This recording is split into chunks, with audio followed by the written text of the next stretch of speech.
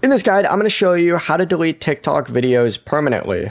Before we get into this guide, make sure to like the video and subscribe to the channel with all notifications on. It really does help with the channel and it lets us know that you want more content like this. We'd greatly appreciate it. And if at any point throughout this guide you did have any questions, just ask them down in the comment section below and we could help you out further. I'm going to be doing my best to reply to every single comment down there.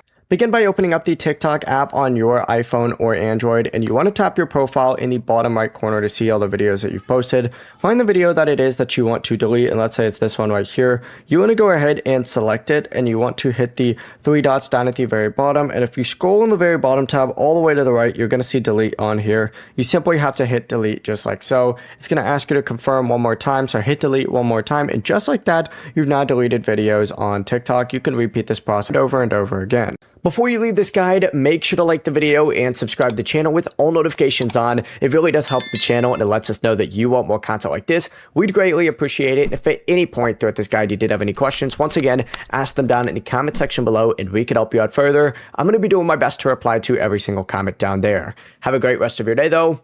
Peace.